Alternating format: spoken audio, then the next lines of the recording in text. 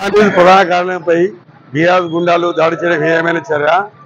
పత్రికా స్వేచ్ఛను భంగం కలిగించే విధంగా ప్రవర్తించిన పద్ధతి కాదు.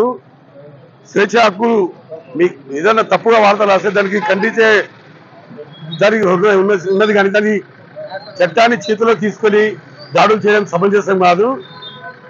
దీని ఎంతటి వారైనా దాడి చేసిన శిక్షించాలని డిమాండ్ చేస్తూ నారాయణగఢ్ జిల్లా సాధారణలో నిరసనలు నిర్వహించి ఆటో వారికి మెమోరియల్ జరుగుతుంది. కాబట్టి పత్రిక స్వేచ్ఛను భంగం కలిగించే విధంగా ఎవరు ప్రవర్తించినా ఊరుకునేది లేదు. దుండగులకు శిక్షించకపోతే పెద్ద ఎత్తున ఉద్యమాలు చేస్తామని హెచ్చరిస్తున్నారు నారాయణగఢ్. మొన్న మహాన్యూస్ ఆఫీస్ పై దాడి చాలా సిగ్గుచేటు. ఎందుకంటే పత్రికా స్వేచ్ఛ, మీడియా ఎన్నో సమస్యలను వాళ్ళ యొక్క గుర్తించి బయటకు తీసి ఉన్నది ఉన్నట్టుగా వివరించి రాయడంతో చెప్పడంతో వాళ్ళను పై కక్ష కట్టి దాడి చేయడం ఇది సమంజసం కాదు. ఎందుకంటే పత్రికా స్వేచ్ఛ ఉంది.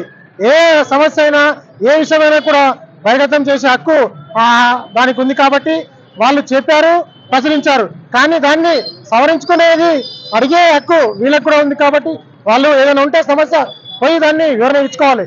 కానీ ఇలా దాడి చేయడం సమంజసం కాదు. ఈ దాడిని తీవ్రంగా మేము కార్మిక పక్షాన ఖండిస్తున్నాం. మహాన్యూస్ స్టూడియోపై టీఆర్ఎస్ గుండాలు దాడి చేసి కారు అద్దాలు లోపల ఫర్నిచర్ సిస్టమ్ ధ్వంసం చేసినారు. మహాన్యూస్ గ్రాండ్ లోతుగా ఫోన్ ట్యాంపింగ్ విషయంలో నిజాలు నిర్భయంగా రాస్తే ఆ దాడి చేయడం ఈ టీఆర్ఎస్ గుండాలకి మంచి పద్ధతి కాదు.